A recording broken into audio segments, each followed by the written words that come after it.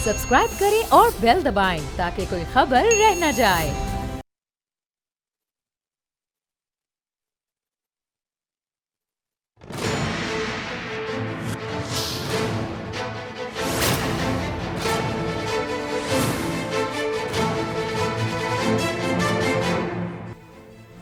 अस्सलाम वालेकुम, मैं हूं नूरुल आरफीन सिद्दीकी और आप देख रहे हैं मेरी जंग। खान साहब फरमा रहे थे कि ऐसा लगता है अगला इलेक्शन मैं और मुत्तहिदा कौमी मूवमेंट मिल के लड़ेंगे। तो ऐसे लोगों को गोया ये तासुर किया कि शायद खान साहब इलेक्शन लड़के वज़ीर आज़म बने। कुछ लोगों को ऐसा लगता है, हालांकि मुझे तो यकीन है, लेकिन पता नहीं क्यों उन्होंने जज्बातियत में ये सारी बातें की। हालांकि इलेक्शन लड़के ही आता है आदमी। 900 चूहे हो चुके हैं। आज इस वक्त जब मैं आपसे गुफ्तगू का शर्फ हासिल कर रहा हूँ, मुनाफा बख्श मूवमेंट एक मरतबा फिर सैयां जी से नाराज़ हो गई है। वो अपने तौर पर बिलावजह के वज़ीर IT ओहदे से मुस्ताफ़ी हो गए क्योंकि एक परिजाद उनके रास्ते की दीवार पाई गई थी। उनका नाम बड़ा मुश्किल है, वरना मैं नाम भी ले लेता। और वो डायरेक्ट फ़्लाइट हो गई थी। ज़ाहिर है कि खान साहब के दरबार में शर्फ बारियाबी उनको अगर मिल जाया करे तो कौन सी गलत बात है। अब वो एक आदमी जिसे कंप्यूटर खोलने और बंद करने की बुनियादी तराकीब ना मालूम हो और वो IT का मिनिस्टर बना दिया जाए, तो उसके साथ वही होना है जो इनके साथ हो रहा था। ये बात तो मैं बहुत पहले कह चुका हूँ, लेकिन कुछ ज़रा इस्तक़लाल ज़्यादा था, कुछ अरसे टिक गए। फरमाते हैं मैं तो नहीं मगर हुकूमत जो है उसका हिस्सा रहेगी हमारी सियासी जमात। ये अच्छा है, ये धंधा ठीक है। इससे जो है वो हिसाब किताब भी चलता रहेगा और नाम भी कहीं नहीं आएगा। इसे कहते हैं सियासत। अपने एतराज़ात का इंकशाफ फरमाया। मौसूफ फरमाते हैं कि हैदराबाद को यूनिवर्सिटी नहीं मिली। हुजूर, कराची में जितनी यूनिवर्सिटियाँ थीं वो तो आधी से ज़्यादा उजाड़ दी थी। वो मस्जिदों से कौन लाउड स्पीकर पर ऐलानात कराता था, पर्चे कौन हल करवाता था? अल्ताफ़ भाई के दौर में वो आप ही लोग थे ना। वो एजेंसियों को आपने झांसा दे रखा है कि आप वो नहीं है। मुझे तो पक्का पता है, मैं तो जानता हूँ। That were you, all of you.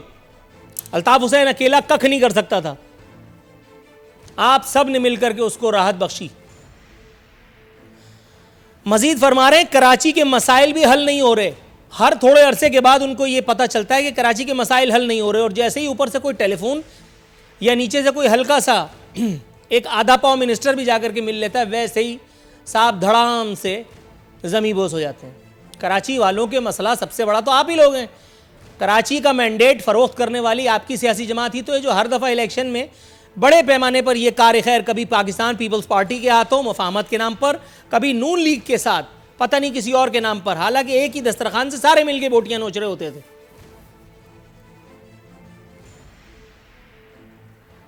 फरमाते हैं कि सैयां जी वजारतें हमारा मसला नहीं, जिस पर सैयां जी ने उन्हें मिलने बुलवा लिया है। अब मैं ये सोच रहा हूँ कि ये महज एक फ़ोटो सेशन से ज़्यादा इसमें क्या होगा। गुफ्तन नशिस्तन बरखास्तन, आओ खाओ पियो चले जाओ।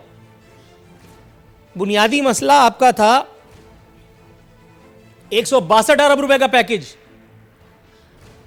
उसके आधे के आधे का आधा अगर वज़ीर आज़म साहब की डिस्क्रेशन में है और वो दे सकते हैं तो ले लो, चलो। आपका सबसे बड़ा मसला वो सेक्टर और यूनिट ऑफिसेज हैं जहां से आप अपने धंधे चलाया करते थे, जो इस वक्त नहीं चल रहे। पेट पालने के लिए सिर्फ उन्हीं पैसों का बंदोबस्त हो पा रहा है जो वजारत से कहीं इधर उधर से कहीं ताम झाम करके मिल रहा है। ये कौन अकल का अंधा नहीं जानता? ये इमरान खान भी जानता है मेरे भाई, मगर इख्तिदार वो कमबख्त मर्ज है कि जो अगर आसिफ जरदारी को लग जाए तो उसे बीवी के कातिल नजर नहीं आते।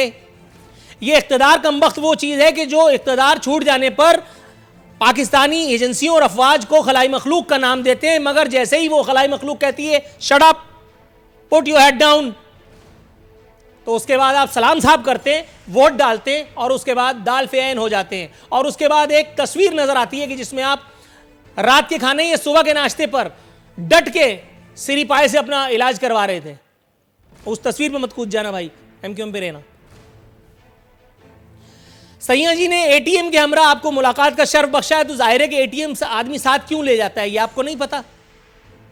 मुख्तसर में मेरा ख्याल है, ज्यादा समझो ना यार। असद उमर गए थे। अच्छा, अब असद उमर कितनी बड़ी बला है जरा दिखाना पहले उनको। असद उमर साहब ट्वीट करते हैं, रात को जहाज से अभी कराची की तस्वीर खींची, माशाल्लाह, इसीलिए कराची को रोशनियों का शहर कहते हैं। मैं गारंटी से कह रहा हूं कि इसलिए आपने तस्वीर खींची क्योंकि के इलेक्ट्रिक इसको लाइक करे और उसने किया। और के इलेक्ट्रिक इसलिए लाइक कर रही है क्योंकि वो आपके एक अनमोल रतन के भाई की मिल्कियत है। और के इलेक्ट्रिक फी सबीलिल्लाह कभी किसी को लाइक नहीं करती, वो पब्लिक की नज़र में डिसलाइकिंग में है, वो आपको क्यों फी सबीलिल्लाह लाइक कर रही है? इलेक्शन लड़ने का खर्चा कहां से मिलता है तमाम सियासी जमातों को? ये फी सबीलिल्लाह तस्वीर भी नहीं खींची गई और ये फी सबीलिल्लाह लाइकिंग भी, मुनाफकत ना करो। मजीद फरमाते हैं कि गवर्नर इमरान इस्माइल बहुत जबरदस्त काम कर रहे हैं। क्या काम कर रहे हैं? उनको क्या काम आता है? मां सिवाय वो एक बेहंगम गाना गा करके, वो क्या था वो यार, अल्लाह तब्दीली आई रे, वो किधर है वो तब्दीली? तुम वजीर फलाना बन गए, वो वजीर ढिमकाना बन गए, एक वजीर, वो देखो वो बैठे हैं, वो मेरे यूट्यूब चैनल के ठेकेदार। ये लोग बैठ करके कराची के मसले को हल करेंगे, कराची की किस्मत का फैसला ये करेंगे। और सबसे बड़े अकल के अंधे, सबसे बड़े अकल के अंधे, सुभान अल्लाह, वो कराची वाले जो झोलियां भर भर के पहले वोट और फिर बददुआएं देते हैं। मुझे धड़ाधड़ रिक्वेस्टें मिल रही हैं फेसबुक पर, ट्विटर पर, मैसेजेस व्हाट्सएप, कि मैं मुख्तलिफ लोगों की कारगुजारियों पर से पर्दे उठाऊं। क्यों उठाऊं भाई? मैं काउंसिलर हूं, मुझसे वोट लिए थे या मैंने तुमसे वोट लिए थे? यली ने कोई कह रहा है कि जी डिस्ट्रिक्ट चेयरमैन जो हैं वो 10-10, 20-20 लाख रुपए रिश्वत मांग रहे हैं नाजायज़ काम करने के। अच्छा है, मैं तो कह रहा हूँ 500 अरब रुपए मांगे तुम लोगों से, तुम लोग इसी लायक हो। तुम लोग जब तक नहीं पिटोगे नहीं सुधरोगे, और पिटने के बाद भी तुम कौन सा सुधर गए हो? ये तो अलग बात है कि अभी से बल्दियाती इलेक्शन का फैसला हो चुका है कि वो किसकी सियासी जमात के पास जाने वाले हैं। मुझे तो पता है, आपको भी मेरा ख्याल अंदाजा होगा। कराची का सबसे बड़ा मसला, एक मरतबा फिर बोलने लगा, वसीम अख्तर को लगा यार 70 सालों में कराची में इतना बड़ा मसला पैदा नहीं हुआ जितना बड़ा ये मसला है। ये पहले उसके ढिच्चुक ढिच्चुक लगाना वसीम अख्तर का। वो नाइट क्लब में खड़े होकर ये दिखाओ जरा, ये रॉक एंड रोल बेबी, ये आ गए। तो बेबियां हैं या पता नहीं बीबियां हैं, पता नहीं क्या चीजें हैं, ये सामने ढिचुक ढिचुक फरमा रही हैं। इनके पीछे ये जो है अनमोल रतन, ये नजर आ रहा है यार। हाथ में गिलास अपना था क्या? नहीं था, वल्लाह देख लो। पानी का भाई, पानी का भाई, पानी का, पानी वानी नहीं पीता क्या तुम? तो ये कराची के मसले हल करने में नाकाम चूंकि हो चुके, इसलिए वहां जाकर के एक महफिल आहोफोगा उन्होंने बर्बाद यानी सजा रखी थी। मेरा मतलब है, कह रहे हैं कराची का मसला हल नहीं हो रहा, इसलिए मैं डिस्को में गया। मजीद कहते हैं पीपीपी नून लीग 3 बार हुकूमत कर चुकी। लो, बोला कौन? पीपीपी और नून लीग के बैठने से पहले कुर्सी कौन साफ करता था अपने मफलर से? चाचू आप ही लोग थे ना।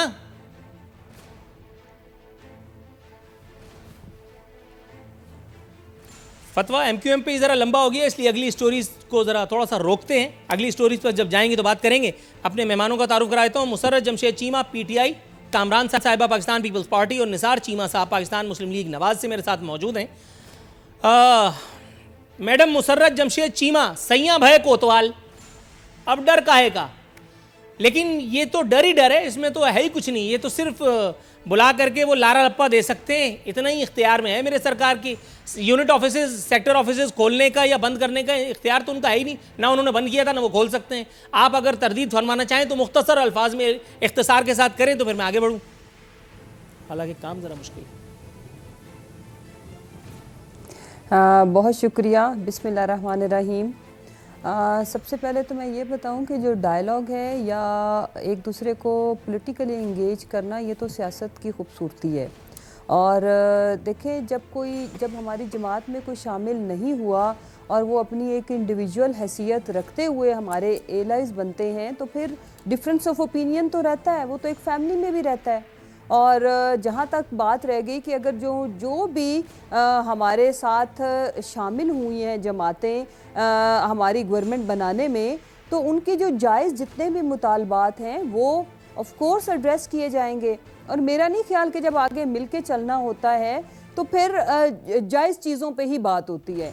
तो मेरा मानना है एज ए पॉलिटिकल वर्कर कि जितने भी लोग जो दूसरी जमातों में के साथ मिल के मतलब इक़्तिदार में आते हैं, उनका बेसिक एजेंडा तो अपने लोगों को मैक्सिमम बेनिफिट्स पहुंचाना होता है। वो जिस तबके का वोट बैंक लेके आए होते हैं उनको फैसिलिटेट करने के लिए अगर ये डिमांड रखी भी जाए, चले आप जो भी नाम दे लें, तो ये मेरा ख्याल है कि ये हर एक का बुनियादी हक है। इट्स देयर फंडामेंटल राइट कि वो अपने मैंडेट को आगे रख करके अगर अपने कोई भी मुतालबात मनवाने के लिए आ रहे हैं तो हमारा ये फ़र्ज़ बनता है कि हम उनको पॉलिटिकली इंगेज करें। तो ये पॉलिटिकल प्रोसेस की इसी खूबसूरती की वजह से डेमोक्रेसी को डिक्टेटरशिप पे फ़ौक़ियत हासिल है। तो मेरा ये मानना है, ये भी उसी ने दिया है ना कि जिसको डेमोक्रेसी की ये छड़ी मिल जाती है, जिसको नहीं मिलती वो रोता पीटता रहता है बेचारा। थोड़ा सा तवक्को फरमाइएगा, मैं आपकी तरफ आता हूँ। सेनेटर सहर कामरान साहिबा मैडम, मैं सबसे पहले आपका और निसार चीमा साहब का ज़्यादा शुक्रिया इसलिए अदा करना चाहता हूँ क्योंकि बहरहाल आपने इतनी सऊबतें इख्तियार की और वो भी मेरे शो के लिए, मुझ नहंजार के लिए। मैं बहुत शुक्रगुजार हूँ आप दोनों मेहमानों का। लेकिन मैडम सवाल तो सवाल ही है ना, अब इसका क्या कीजिए। आसिफ अली जरदारी साहब ने भी सैलानी या छिपा के दस्तरखान पे तो नहीं कायल कर लिया था। वो जब भी यहाँ कराची में आग लगती थी और फिर अल्ताफ़ हुसैन साहब के पास एक शख्सियत यहाँ से पिंक टाई वाली जाती थी, कुछ ब्रीफ केस यहाँ से वहाँ पहुँचते थे, उसके बाद 100-200 आदमी मर जाया करते थे। आपने भी, खैर आप लोगों ने तो बड़ी बड़ी कीमतें चुकाई हैं वैसे। तो मैडम कैसा लग रहा है एक मरतबा फिर वही तिगनी का नाच नाचते देख करके अपने पॉलिटिकल हरीफों को, एक मरतबा फिर ढिच्चक ढिच्चक की धुन पर MQM नचाने के लिए जा रही है पाकिस्तान तहरीक इंसाफ को, जो ज़ाहिर है कि ज़्यादा लंबा अरसा तो नहीं खींचेगा खेल। बिस्मिल्लाहिर्रहमानिर्रहीम। देखें, बात यह है कि कुछ चीज़ों से आप इनकार कर सकते हैं, कुछ चीज़ों से इनकार नहीं कर सकते।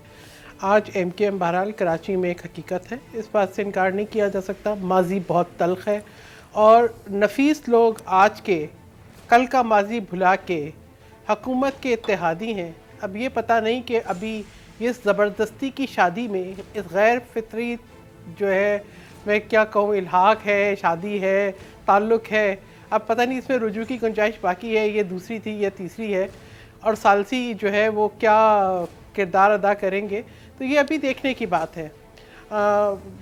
पीपल्स पार्टी ये समझती है कि जो एक कराची के अंदर बार बार इश्यूज़ उठते हैं वो ख़त्म होने चाहिए ताकि जो है हम आहंगी हो और आगे मसाइल के हल की तरफ जाएं। ये ना हो कि लोकल और गवर्नमेंट और डिस्ट्रिक्ट गवर्नमेंट जो है वो एक तरफ को रुख करें और सूबाई हुकूमत एक तरफ को रुख करें।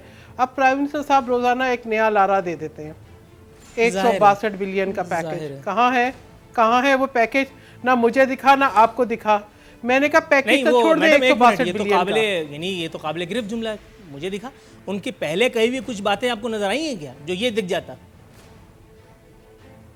देखिए, बात ये है कि इस वक्त मुझे जो नज़र आ रहा है वो ये नज़र आ रहा है कि ये नहीं कि जो है फ़र्रुख नसीम को आग कर चुकी है MQM और अब उनको गार्जियनशिप सर्टिफिकेट लेकर आना है। ये बता दें कि वो अडॉप्टेड किसके हैं, उनको वजारत मिली, उस वजारत जिसको MQM नहीं मान रही। तो ये जो अब इनके आपस के ताल्लुकात हैं ये इनको दुरुस्त करने हैं, देखते हैं कि दुरुस्त होते हैं या फाइनली MQM इस बात को रियलाइज मैं निसार चीमा साहब के पास जाना चाहूँगा। निसार चीमा साहब की तरह हुजूर वाला ये बातें भी बस हवाई हैं।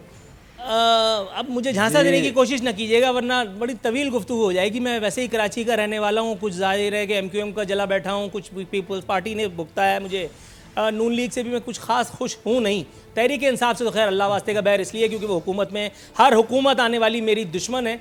मैं अलल ऐलान ये बात कर रहा हूँ इसलिए कि तसी हुकूमतों की मकसूद हुआ करती है। मुझे ज़ाती तौर पर कोई प्लाट, कोई घर तो चाहिए नहीं, मैं 3 हरूफ भेजता हूँ उस पर। सर आप भी तो वही हैं ना जो एक मरतबा पहले MQM को रांदे दरगाह फरमा चुके थे, आपके कायद साहब। COD साइन हुआ, MQM के बारे में बड़ी बड़ी बातें की गई। जब ऑपरेशन होता है तो MQM को एजेंसियों के कहने पर आपने वाइप आउट भी किया। जाहिर है एजेंसियों ने किया, आपकी कहाँ इतनी वो थी, आप समझ रहे होंगे मैं क्या कहना चाह रहा था। लेकिन उसके बाद फिर जैसे ही हुक्म शाही होता है फिर आप MQM से जाकर के दौड़ करके उनके मरकज़ पे जाके गिर जाते थे, सजदा रेज हो जाया करते थे। सर आपकी क़यादत का खुद भी बड़ा जो है ना वो गड़बड़ेशन वाला माजी है। मतलब जिंदाबाद मुर्दाबाद के नारों में लगा करके कब बिस्तर पैक कर लेते हैं कुछ पता ही नहीं चलता। अब ये देखिए कि MQM वाला मौजू तो हो गया ऑफ, अब MQM को इससे ज़्यादा एयर टाइम मिलने वाला है नहीं।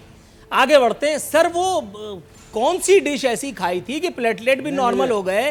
क्या ऐसा मतलब उसके रेसिपी बुक में था? सब इसका मुझे जवाब तो देने दें। नहीं, एमक्यूएम को टाइम नहीं देना ना। मुझे अचानक याद आ गया अब MQM is no more an issue. मुझे एक फिक्रा तो बोलने दें। हाँ, चलिए, एक फिक्रे की तो इजाजत ना, मुझे हकीकत सामने आ जाएगी। बनी कैसे, बनाया किसने? हजूर 1 मिनट हमें दे दें प्लीज। ये इसके बारे में हमें गुजारिश तो करने दें। देखें, आप जिस तरह चाहें तान तशनी का हमें निशाना बनाएं, लेकिन एक तो कम से कम क्रेडिट दें कि जब हकीम सईद को शहीद किया गया और एमक्यूएम ने मुलजमों को या मुजरमों को पेश करने से इनकार किया, तावन ना किया हुकूमत से, तो सूबाई हुकूमत जो मखलूत हुकूमत थी, हमने वो हुकूमत से दस्तबरदारी इख्तियार कर ली। हुकूमत गवाना सूबाई जो है वो गवारा कर लिया, लेकिन यह कि एमक्यूएम के साथ हमने तावन खत्म थोड़ा कर सा दिया। तवक्कुफ फरमाइएगा हुजूर वाला, थोड़ा सा तवक्कुफ इसी एक नुक्ते पर। मैं इस पर बात करना नहीं चाह रहा था क्योंकि फिर बात बहुत तवील हो जाती, लेकिन चलिए अब कर ही लेते हैं। एमक्यूएम की तरफ से रेजिस्टेंस देख करके आपने अपनी हुकूमत को जो है वो कुर्बान कर दिया। सर तस्लीम कर दिया। सर तस्लीम खान, जो तारीख है उसको तो बदला नहीं जा सकता। जनरल नॉलेज का एक सवाल आपकी खिदमत में पेश कर रहा हूँ। एमक्यूएम के अपनी तंजीम में जितने बड़े बड़े फिरौन या जितने बड़े बड़े हाजी उनको उनकी विकेट ली गई है, अंदाजन वो नीचे के लोगों के कहने पे ली गई होगी या सबसे ऊपर वाला फिरौन या उसके नीचे वाला या उसके नीचे वाला? ऐसे ही जनरल नॉलेज का सवाल। देखिए, बात यह है कि हम एमक्यूएम के फलसफे से अच्छी तरह वाकिफ हैं। नहीं, लेकिन आप मुझसे वाकिफ नहीं है। मेरा सवाल ये नहीं था। नहीं, देखिए बात नहीं, आप पे चलें। आप सवाल अगर मैं नहीं समझा तो दोबारा समझा दें। Between the line answer, MQM की क़यादत इन तमाम कामों से बरियुज़ जिम्मा थी? नहीं, कौन कहता है बरियुज़ जिम्मा थी जी? तो उसके बाद फिर आपने दोबारा फिर एमक्यूएम से इलाक जौक दर जौक क्यों किया बार बार? नहीं, कब जौक दर जौक? मतलब उसके बाद आपका एमक्यूएम से कभी इलाक नहीं हुआ? आप एमक्यूएम के साथ कभी नहीं बैठे? हम तो ये आप ये ऑन एयर कह रहे हैं। नहीं, एमक्यूएम के साथ नहीं, देखिए एमक्यूएम के साथ हम जब ये आप क्या इसको आप तस्लीम नहीं करते, अप्रिशिएट नहीं करते कि हकीम सईद वाली शहादत का जो मैंने जिक्र किया है, हमने क्या सूबाई हुकूमत जो है उसको कुर्बान नहीं किया जब उन्होंने मुलजमों को पेश करने से इनकार किया? मतलब उससे हो गया। आप ये कह रहे हैं इससे हो गया। ये है कि बराए करम सर अल्ताफ हुसैन के गिरबान पे हाथ डाल देते है, उसका तो जिक्र सर। अल्ताफ हुसैन के माली को गर्दन से पकड़ के हुकूमत के सामने पेश कर देते, एजेंसियों के सामने, बाहर के इदारों के सामने। अल्ताफ हुसैन के किसी चाचे मामे को ही अरेस्ट कर लेते, किया? नहीं, आप तो फौजियों से लड़ने का आपकी क़यादत को हमेशा से शौक रहा है। आप गामा पहलवान के कुछ लगते हैं, आपको राइल शरीफ, आपको जहांगीर करामत, आपको फलाना ठिकाना, सबसे आपको अल्लाह वास्ते का बैर था। सबसे पहले एजेंसियों ही की नर्सरी में चढ़ करके आप भी आए थे, लेकिन फिर आपको बाद में। सर ये मैं कह रहा हूं ना, इस मौजू को छोड़ देते हैं क्योंकि मामला बहुत इधर उधर हो जाएगा। थोड़ा सा तवक्कुफ फरमाइएगा। इस तरह इस तरह ना करें, ये इल्ज़ाम ना लगाएं। ये आर्म फोर्सेस जो है, पाकिस्तानी फौज हमारा एक महबूब इदारा है इस मुल्क का, पूरी कौम का। इस तरह ना करें। अल्लाह को माने, खुदा का खौफ करें सर। ये पाकिस्तान आर्मी मेरा सरमाया इफ्तिखार है, मेरा एक आम आदमी का। नून लीग का नहीं, नून लीग का नहीं, पीटीआई का नहीं, पाकिस्तान पीपल्स पार्टी का नहीं। तो खुदा का खौफ करें सर, ऐसा ना करें। मुतराज़े न बनाया जाए सर, ऐसा ना करें। आपकी क़यादत ने बनाया खलाई। अच्छा, खलाई मखलूक कौन था? माइकल जैक्सन को कह रहे थे। एक मिनट, नहीं, इस तरह ना करें। ये इस इदारे के साथ खलाई मखलूक कौन है? सर, खलाई मखलूक कौन था? इसकी गैर जानबदारी को किसी तौर पे नहीं, ये काम तो खुद मियां साहिबान कर चुके हैं। लगता है खलाई मखलूक कौन था? मुझे सिर्फ इस सवाल का जवाब दे दिया, आगे बढ़ जाऊंगा। खलाई मखलूक कौन था? नहीं, वो मैंने तो नहीं कहा जी। जिसने कहा है आप पूछ ले। किसने कहा? आपको नहीं पता? अच्छा, किसने कहा ये बता दीजिए। चलिए, नहीं, आप बताइए। आपको नहीं पता? नहीं, क्या मतलब पानी रखा है? मम्मम रखा है? मम्मम नहीं, आप मम्मम पिए, मैं आप तक आता हूँ। एक मिनट, थोड़ा सा तवक्कुफ फरमाइएगा सर, मैं आप तक आता हूँ। जरा थोड़ा सा तवक्कुफ। क्या सवाल है? सर तवक्कुफ की इस्तदा मैं आपकी तरफ आता हूँ। सर तवक्कुफ की इस्तदा मैं आप तक आता हूँ। निसार चीमा साहब, एक बहुत जबरदस्त सवाल आपके लिए मैं लाने वाला हूँ, जरा थोड़ा सा तवक्कुफ कीजिएगा। मैं मुहतरमा मुसर्रत चीमा के पास जाऊंगा। मैडम, झूठों ने झूठों से कहा है सच बोलो, और ये झूठे कौन हो सकते हैं मासिवा हुकूमती वज़रा के? झूठों के सुर्खील अली मोहम्मद खान फरमाते हैं मुल्क को फलाही रियासत बनाने के मिशन पर काम कर रहे हैं। ये किस मुल्क की बात कर रहे हैं? सवाल नंबर 1। दूसरी बात, नए पाकिस्तान में मेरिट हमारी क़यादत का विजन। मैडम, ये मैट्रिक पास को आपने वजीर तालीम KPK में लगा दिया, ये मेरिट है आपकी क़यादत का? तो क़यादत नाबीना हो गई है या आप हम लोगों को गधा समझ रहे हैं? माजरत के साथ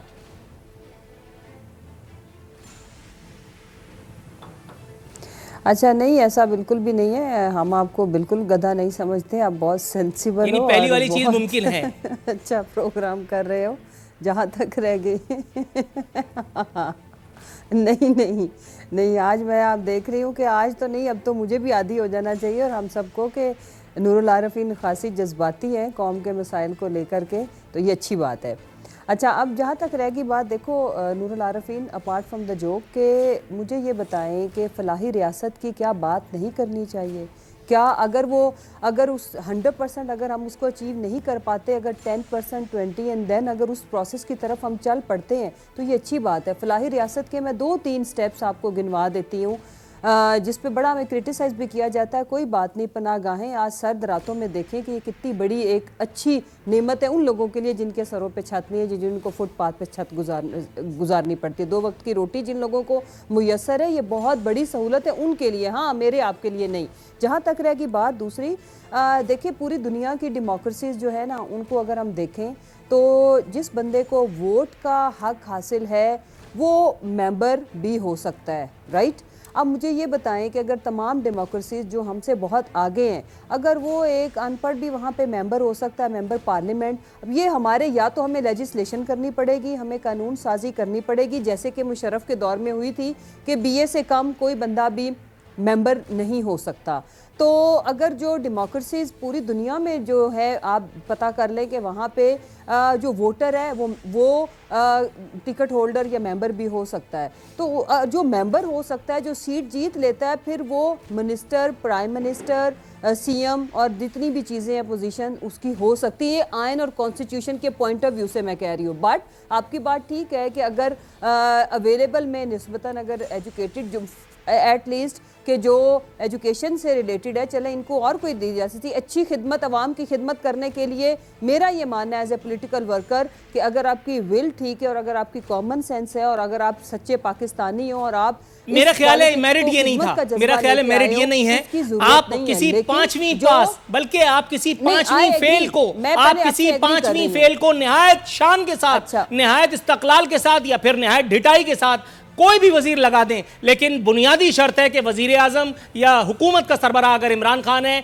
तो ये गलतकारी भी जस्टिफाइड है। और अगर ये काम आसिफ अली जरदारी ने कर दिया तो उसको मुल्क बदर कर दिया जाए। ये काम अगर नवाज शरीफ ने कर दिया तो खैर वो तो मुल्क बदर होने का टाइम ही नहीं देते, वो खुद ही चले जाते हैं। नाजरीन, यह वक्त हुआ एक मुख्तसर से कमर्शियल ब्रेक का। तमाम मोअज़्ज़िज़ मेहमानों से ब्रेक पर पांव रखने की अपील है। नाजरीन, एक छोटा सा कमर्शियल ब्रेक।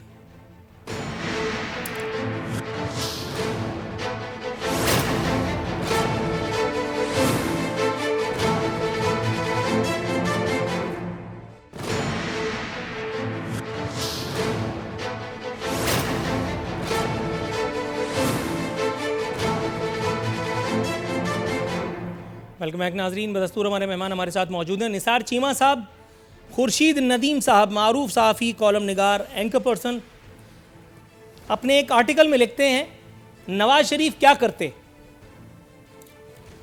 नवाज शरीफ साहब ने छोटे भाई की उम्र भर की वफादारी का सिला देने का फैसला किया और अपने बयानियों को उनकी मोहब्बत में पसे पुश्त डाल दिया।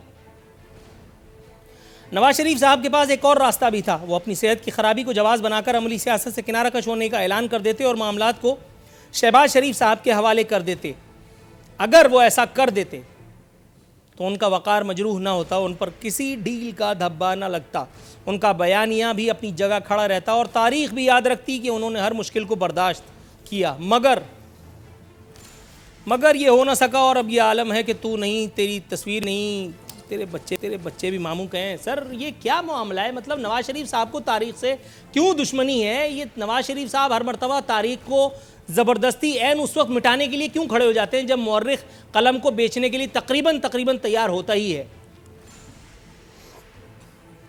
नहीं, ये फरमाइए नूरुल आरफीन साहब कि कौन सा बयानिया, वैसे मुझे समझा दें कि नवाज शरीफ ने कौन सा बयानिया जो है वो तब्दील किया है। बयानिया ये था कि वोट को इज़्ज़त दो, और वोट को इज़्ज़त दो का मतलब ये है कि अवाम की राय का एहतराम किया जाए और हक़ हुक्मरानी अवाम का है, यही है ना जी। अब ये है कि ये जो तरमीम आई है, जवाब दूं, ये जो आर्मी एक्ट में ये जो सारा ये बिल आया है, इसमें क्या है कि आर्मी चीफ़ को या सारे चीफ्स को एक्सटेंशन देने का इख्तियार जो है प्राइम मिनिस्टर को है।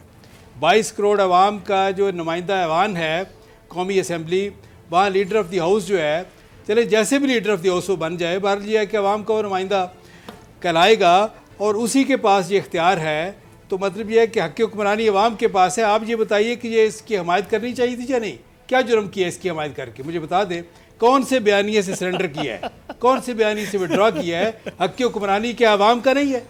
ये सवाल नूरुल आरिफीन साहब ये पीटीआई से पूछना चाहिए। जिस धड़ल्ले से आप बोल रहे हैं, अगर आप बोल करके बात बोल करते मेरी बात सुन हो जाएगी बात। मौजूदा प्राइम मिनिस्टर जो है उन्होंने ये कहा था कि आर्मी चीफ को एक्सटेंशन किसी सूरत नहीं मिलनी चाहिए। जनरल कियानी को जब एक्सटेंशन मिली तो उन्होंने कहा कि किसी सूरत नहीं मिलनी चाहिए थी, इससे इदारे कमज़ोर होते हैं। और उन्होंने कहा था कि वर्ल्ड वार्स में भी किसी आर्मी चीफ को एक्सटेंशन नहीं मिली। अब उन्होंने यू टर्न लिया है, उनसे पूछे हमारा बयानिया तो सर नून इमरान खान तो नाम ही यू टर्न का है, मैं तो उन्हें यू टर्न सरकार कहता हूं, मुझसे तो आप बात ही ना कीजिए, वो छोड़ दीजिए। लेकिन इमरान खान के तमाम यू टर्न का उम्मुल यू टर्न लिया है आपकी सियासी जमात ने, और ये पहली मर्तबा नहीं है जो आपके विद ऑल ड्यू रिस्पेक्ट आपकी जमात साफ झूठ बोलती हुई पकड़ी गई है। और मजे की बात, उसकी जुबान में नहीं झिझक रही। हुजूर वाला आप कह रहे हैं मुझे खलाई मखलूक का नहीं पता, इससे बड़ा जोक इस सदी में किसी ने किसी को ऑनर सुनाया होगा? रुकिए एक मिनट रुकिए, आपने मुझसे कहा, आपने मुझसे कहा तो मैंने सुना, अब मैं कह रहा हूं, मैं बता देता हूं सर थोड़ा सा आप इसरार कभी भी नहीं कह बताता हूं आपको। जी बताइए बताइए। नहीं ठहरे, हाँ बताइए, सब्र करें, हाँ। मैं बताता हूं। देखिए देखिए आप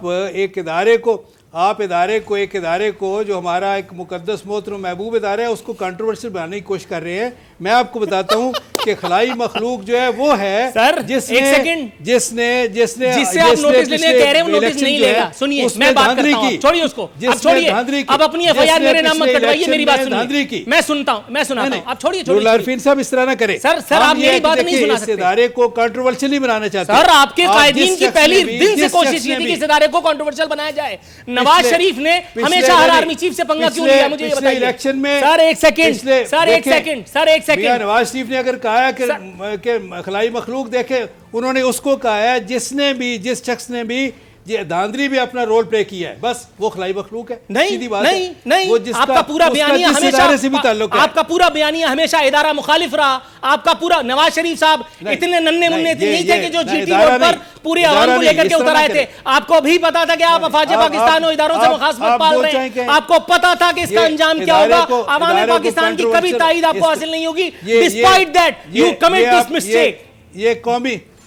ये कौमी खिदमत फरमा रहे हैं आप इस इदारे के बारे में, इस तरह की गुफ्तगू ये इस तरह ना करें। सर आप चलिए, मैं आपको एक मौका देता हूं, आप आर्मी चीफ, डीजीआईएसआई और जितने लोगों को आप जानते हैं सबका नाम लेकर के मेरे खिलाफ एक्शन लेने की अपील कर दीजिए। मैं आपको मौका देता हूं, जाइए। मुल्क की सबसे बड़ी पार्टी को मुल्क के महबूब इदारे के सामने पार्टी शार्टी छोड़े ना, पार्टी कहां से आती है आपको भी पता है। आपकी पार्टी कहां से आई आपको नहीं मालूम? इस तरह ना करें। एक मिनट, आपकी पार्टी जिया ने नहीं बनवाई थी? नहीं छोड़े आप, नहीं आप कोई कौमी खिदमत नहीं फरमा रहे। सर अब मतलब बहस जरा तवील हो जाएगी। मैं थोड़ा सा देखिए, अब डेडी करके भी सियासत में आए थे ना, चले आप छोड़ दिया, लेकिन ये इसको कंट्रोवर्शियल ना बनाए। अच्छा, अफवाज को कभी कंट्रोवर्शियल ना बनाए। अच्छा चले, मैं फिर चुप होना चाहता था लेकिन फिर मुझे याद आ गया। अच्छा, ये आखिरी सवाल आपकी खिदमत में दोबारा पेश कर देता हूं। मुसल्लह अफवाज को कंट्रोवर्शियल ना बनाए, ये मुझे बताइए। आपकी सियासत, आपके रहनुमाओं की सियासत जो जिस बात पे टिकी है वो अफवाज पाकिस्तान है। आपने अलल ऐलान, मैंने आपके 3 बड़े बड़े चैंपियन जगादरियों से ऑफ एयर और ऑन एयर इंटरव्यू में ये बात पूछी कि आपका बयानिया इस हद तक अफवाज पाकिस्तान मुखालिफ क्यों है। आपको पता है उनका जवाब क्या था? सवाल ही पर मैं ऑन एयर बता नहीं सकता। सर छोड़िए, ये बातें रहने दीजिए, मत कीजिए। एक तो वो था कि जिसकी नौकरी नवाज शरीफ खा गए थे, अब मैं नाम भी ले लूं क्या? ये देखें, फिर मैं आपसे कहता हूं कि खुदा का खौफ करें। मुल्क की कारगिल वॉर में जो पाकिस्तान आर्मी के जवानों ने अपनी जानें दी, उनकी शहादतों की तौहीन करने वाली सबसे ज्यादा, सबसे पहले पाकिस्तान मुस्लिम लीग नवाज और उसकी सियासत थी या नहीं थी? बोल दीजिए। नहीं, ये कोई ना मुल्क की खिदमत फरमा रहे हैं ना उस मुसल्लह अफवाज की खिदमत फरमा रहे हैं। चलिए फिर आप जिसकी खिदमत कर रहे हैं ना, अजर मिल रहा है ना, थोड़ा सा तवक्कुफ फरमाइए। मैं आता हूं। मैडम नुसरत सहर, मैडम सहर कामरान साहिबा, मैडम मुतराज़े ना बनाए। क्या बात आप कर रहे हैं? मुसल्लह अफवाज को आप मुसलसल आप इस तरह यानी कौम के सामने खड़ा कर रहे हैं, क्या बात कर रहे हैं आप?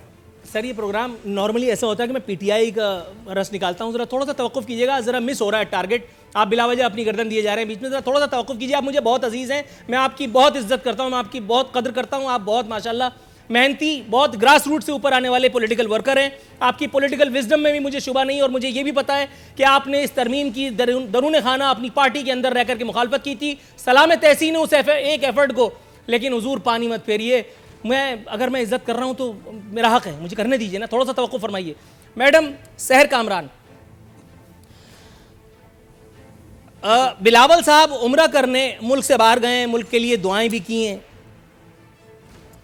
अल्लाह ताला कबूल मंजूर फरमाए, लेकिन मामला यहाँ ख़त्म नहीं होता। जिसको दवा करने का इख्तियार अल्लाह रब्बुल इज़्ज़त ने दे रखा हो और वो अपने महलात से ही बाहर नहीं निकल रहा, वो एक ख़ास शख्सियत की जो है वो मिदद से ही बाज नहीं आता, वो पॉलिटिकल इश्यूज़ पर बात करने के बजाय वो अपने अनमोल रतन इस सूबे के बिला वजह या फर्जी वजीर आला उसकी कारकर्दगी पर उसका मुहासबा करने के बजाय वो इस सूबे में सेहत का धड़म तख्ता कर देने वाली फुप्पी जान का मुहासबा करने के बजाय जा करके इमाम काबा के सामने ज़मी बोस हो गया, जा करके काबे की दहलीज को चूम चाट रहा है। वो मजहबी चीज़ें एक अलग एक तरफ। मैडम ये दवा कौन करेगा यहाँ पे? यहाँ लोगों को दवाई नहीं मिल रही, यहाँ लोग जो हैं वो कितनी सारी उनको तदफीन के लिए एम्बुलेंसेस दस्तियाब नहीं है उनको। खैर तदफीन तो खैर एक ऐसी चीज़ है जो अल्हम्दुलिल्लाह पीटीआई भी दबा करके दे रही है, नून लीग में भी खूब मिली, आपको भी जाहिर है कि आप तो चैंपियन है। लेकिन मैडम बिलावल साहब को इस वक्त तो यहाँ होना चाहिए था ना, यहाँ भी कुछ काम किया जा सकता था, वो तो बात की चीज़ है। देखिए पहली बात है नूरुल आरिफीन, आपने मतलब बहुत ही एक ऐसी बात कर दी, दीन और दुनिया दोनों साथ चलते हैं। हम सब अपनी अपनी कौमी जिम्मेदारियां पूरी करते हैं, लेकिन इसके साथ साथ हमारी मजहबी भी वाबस्तगियाँ हैं, जिम्मेदारियां हैं। चाहे हम अपने मुल्क के लिए दुआ करते हैं, मैं खुद अभी उम्रा करके आई हूँ, तो ये तो मैं नहीं कहूँगी कि जी मेरे उम्रा करने से मेरी यहाँ की जिम्मेदारियों पे कोई फ़र्क पड़ा। और दूसरी बात है कि सूबा जो है वो बिलावल भुट्टो ज़रदारी नहीं चला रहे, सूबे के जो है वज़ीर आला है, काबीना है। और अगर मैं कहूँगी कि आप इसको एक प्रॉपर और अनबाइस्ड अप्रोच के साथ देखें तो आप ये नहीं कह सकते कि सूबे में काम नहीं हो रहा। हाँ, मैं ये कहूँगी कि सूबे के मसाइल बहुत ज़्यादा हैं। मैं ये कहूँगी कि हाँ जी सूबे के वसाइल उतने नहीं हैं, मगर मैं ये नहीं कहूँगी कि सूबे में काम नहीं हो रहा। मैं ये समझती हूँ कि ऐसे वक्त में जबकि मुफ्त इलाज बंद हो चुका है बाकी सूबों में, ऐसे वक्त में जबकि दवाइयों की कीमतें बढ़ गई हैं, अगर मुझे यूसी चेयरमैन भी बना देते तो मैं भी ये कहने की जरूरत नहीं कर पाता। जी आप जारी रखिए। क्या चीज़ क्या जरूरत नहीं करते?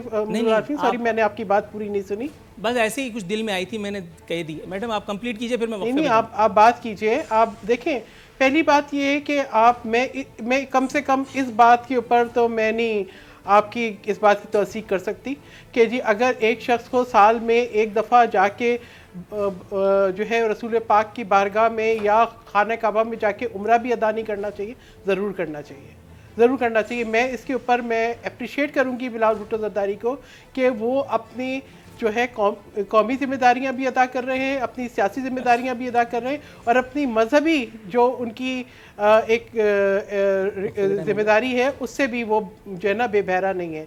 तो वो तो मैं समझती हूँ कि इस बात के ऊपर तो सवाल बनता ही नहीं था। मैडम थोड़ा सा तवक्कुफ फरमाइएगा। मोहतरम जनाब निसार अहमद चीमा साहब, मोहतरमा मैं बड़ी देर से इंतजार कर रही थी नूरुल आरिफीन। मैडम आज लगता है कि आपने जो है वो नहीं आप यकीन जानिए आज जरा मौजू इधर उधर आज का मूड कुछ और लग रहा है मुझे। आज देखें मुसरत मैडम कितनी जो है वो माशाल्लाह शादा और फराह हैं, अल्लाह ताला उन्हें ऐसे ही रखे। थोड़ा सा ब्रेक, उसके बाद देखिए ना बरनौल के ट्राले के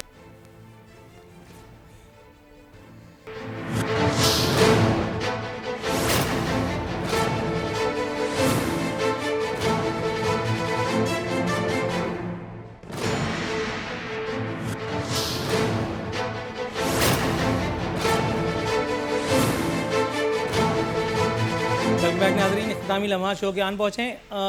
इससे पहले कि मोहतरमा मुसरत जमशेद चीमा के पास जाऊँ, निसार अहमद चीमा साहब को दोबारा ज़हमत कलाम दूंगा। निसार साहब हुजूर वाला 3 विंडो मारो यार, 4 विंडो। निसार साहब हुजूर वाला सर, यकीन जानिए मैं आपकी तहे दिल से इज़्ज़त करता हूँ, कदर करता हूँ, और on a very lighter note just to आपका मूड जो है वो जिसको कहते हैं वो अच्छा करने के लिए मैं एक सवाल पूछना चाह रहा था, लेकिन सवाल वैलिड है। आप हंस भी पढ़ें तो कोई फिक्र नहीं है, लेकिन जवाब कोशिश कीजिएगा मिल जाए। सर ये मुफ्ती कवि की तस्वीर भी हरीम शाह के साथ वायरल हो गई, गज़ब खुदा का। मतलब ऐसा क्या है इनमें कि पहले कंदील बलोच और एक मरतबा फिर इतना बड़ा छक्का मार दिया? मतलब कितने और दिल जलाएंगे मौसूफ? क्या फरमाते हैं हुजूर, जलन नहीं होती? नहीं, इसमें ये देखें, ये मुफ्ती साहब से सवाल होना चाहिए या हरीम शाह से, या जो उनके कोई जो भी कोई राज़ दरून मैं खाना है उनसे पूछा जाए। इनसे हमारा क्या ताल्लुक़, ना मुफ्ती साहब से हमारा कोई ताल्लुक़ है, ना हरीम शाह से हमारा कोई लेना देना है। अच्छा चलिए फिर एक काम करते हैं, तस्वीर नहीं है, वो शुक्राने पढ़ रहा होगा।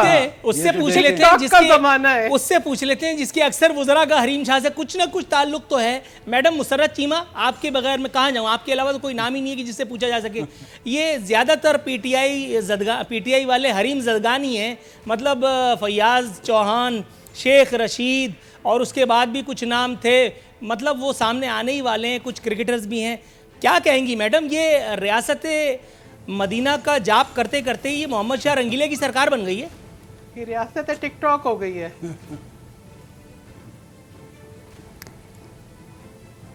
अच्छा देखें, मतलब अगर पॉलिटिकल बात मेरे से करें, मैं तो बिल्कुल भी किसी की पर्सनल लाइफ और इस तरह की, अब कई ऐसी हैं, अब क्या मैं नाम लूँ, तो मेरा नहीं ख्याल कि हमें शी इज़ सो इम्पॉर्टेंट कि हम उसको इस तरह शो में डिस्कस करें। और बहुत सारे इश्यूज़ हैं, और अगर डिस्कस करें भी, ऑफ कोर्स मीडिया कर रहा है बिकॉज़ ये आजकल टॉप स्टोरी है, लेकिन मैं इस पर बिल्कुल भी कमेंट नहीं करूँगी।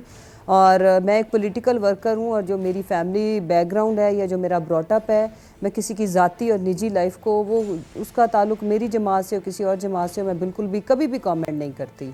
सो आई एम सॉरी। और रियासत मदीना, जब उस वक्त जो एक्चुअल रियासत मदीना थी, तो वहाँ पे भी जो फैक्टर्स थे वो तो थे, लेकिन उसका मतलब ये तो नहीं कि रियासत मदीना वाले अपनी रियासत मदीना की तरफ जिस तरह से उन्होंने कदम बढ़ाना शुरू किया वो रुक गए थे, इस तरह की नेगेटिविटी की वजह से। ये बात बिल्कुल ठीक है कि ये नहीं होना चाहिए। और जब आप बड़े मनसब पे होते हैं तो आपको अपने आप को इस तरह की टिकटॉक से इंगेज नहीं करना चाहिए। ये मेरा एक प्रिंसिपली, मेरा एक पॉइंट ऑफ व्यू है कि ये बिल्कुल भी, जब आप किसी मनसब पे बैठे हो तो उस मनसब का ये तकाजा है कि आप ऐसे फैक्टर्स के साथ अपने आप को बिल्कुल भी मुलविस और अंगेज नहीं करना चाहिए। थोड़ा सा तवक्कुफ की इस्तदा है मैडम सहर, ये मुझे बताइएगा, मारूफ मजहबी स्कॉलर, ऑल्दो मैं इनका बहुत ज़्यादा कोई मुतक़िद नहीं हूँ इनकी तमाम तर इल्मी काबिलियत के, अल्लाह ताला इन्हें खुश रखे, जावेद अहमद गांधी साहब फरमाते हैं कि आलम इस्लाम में सिर्फ रदवान और महातीर ही दो बड़े लीडर्स हैं।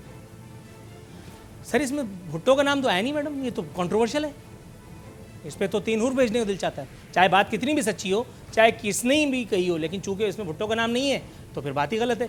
अब पीटीआई से कहा जाएगा तो वो कहेंगे इसमें इमरान खान का नाम डालो, चाहे ये करने वाला उसकी 700 नस्लें हंस के मर जाएं इस एक मशवरे पर, लेकिन वो भी इसको कंट्रोवर्शियल कर देगी। आप ज़रा इसकी शान में कुछ कहिए। आज मुझे बताइए नूरुल आरिफीन आप किस मूड में हैं? शहीद जुल्फ़िकार अली भुट्टो एक फलसफा, आज मजहबी लीडर नहीं थे। पहली बात थी कि वो मजहबी लीडर नहीं है। हाँ। जो गांधी साहब फरमा रहे हैं वो मजहब के तनाजुर में फरमा रहे हैं, और इस बात से कोई इनकार नहीं कर सकता कि जो मुस्लिम दुनिया का जो एक इत्तेहाद, जिस मैं समझती हूँ वो, अब उसको मैं किन अल्फाज में बयान करूँ कि जो शहीद जुल्फ़िकार अली भुट्टो ने जिस तरीके से तमाम मुस्लिम दुनिया को इकट्ठा किया, अगर कोई उन जैसा लीडर होता तो आज हम उस यूनिटी को आज देखते। आज जो मसाइल दरपेश हैं, आज आप जिस तरह के जो है जंगों के साए देख रहे हैं, आज आप जो खलीज में खलीज देख रहे हैं, आज जो आप हालात देख रहे हैं, तो वो मैं समझती हूँ इस खत्ते के भी, खलीज के भी, तो आज मैं कहती हूँ कि शायद हम जितनी आज कमी महसूस कर रहे हैं शहीद जुल्फ़िकार उनके होते हुए मुल्क के 2 हिस्से भी तो हुए जो है वो लोगों ने महसूस नहीं की होगी, क्योंकि आज हमें तदब्बुर की ज़रूरत है, आज हमें उस शख्स की ज़रूरत है। राइट मैडम, बस प्रोग्राम को कंक्लूजन की तरफ ले जाना है, लेकिन जाने से पहले वो एक काम जो बड़े बहुत सारे तो नहीं, जय्यद एंकरान कराम प्रोग्राम के आगाज़ में ही कर लेते हैं चापलूसी, मैं प्रोग्राम को ख़त्म करने से पहले आज करना ज़रूरी समझता हूँ, और वो भी निसार अहमद चीमा साहब की। निसार अहमद चीमा साहब, एक बिला वजह का सवाल जहन में आया है, ज़रा जवाब तो दीजिए। आज मैं भी पूछ करके देखूँ कैसा लगता है, ज़मीर पर कोई बोझ आता है नहीं आता। हुजूर आपको इस सर्द मौसम में कौन सी ग़िज़ाएँ पसंद हैं? ये एक फुल टॉस और उसके बाद वाइंड अप। नहीं, ये आप मुझे बताइए कि जो मियाँ साहब लंदन के कैफ़े में खा रहे हैं वो। हमें तो दाल रोटी बड़ी पसंद है, लेकिन बात यह है कि आप जिसकी बात कर रहे हैं, मुझे चलें आपका सवाल यहीं तक महदूद हो तो फिर तो बड़ा अच्छा है, लेकिन जो मरकज़ी वज़रा जो हैं जो अपनी रवायती तंग नजरी का मुजाहरा करके जिनमें सर कोई अल्लाह इंसानी की हमदर्दी वाली कसम बात खा नहीं, करके आपको कहने के याद लिए है तैयार हूं कि मैंने ये बेगम ऐसे एवं ही सवाल किया था, ये एवं ही सवाल, खुदा की कसम, बस बेगम आपके कहने पे कसम आपको उठा याद ली, है वरना जरूरत नहीं थी। वो नहीं, ये नहीं, मैडम नहीं, ने भक्ति कर दी, मैं क्या करूं? आपसे मुझे कोई गिला नहीं है। निसार साहब को हर वो चीज पसंद है जो इनकी बेगम बनाती है। हाँ बिल्कुल बस सही है। बात खत्म हो गई। आपके हर वो चीज पसंद है जो उनकी बेगम बनाती है। आपकी तरफ हमारा कोई इशारा नहीं, मैं तो मरकजी वज़रा की बात कर रहा हूँ जो अपनी रवायती तंग नजरी का मुजाहरा करके जिनमें कोई इंसानी हमदर्दी वाली बात नहीं है, जो बीमारियों का भी मजाक उड़ाते हैं। आपको याद है बेगम कलसूम नवाज की बीमारी का भी मजाक उड़ाते रहे। आप ये है कि अगर घर के कोई अफराद एक जगह बैठ के खाना खा रहे उसका भी उनको उनके लिए एक्सेप्टेबल नहीं है।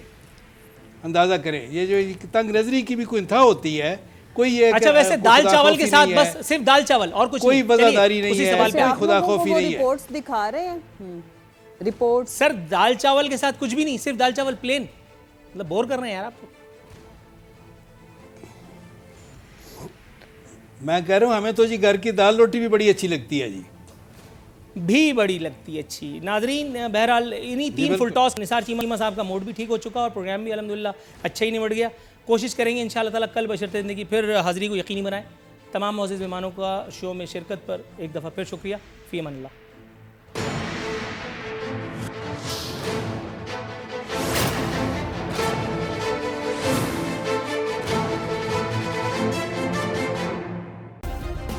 सब्सक्राइब करें और बेल दबाएं ताकि कोई खबर रह न जाए।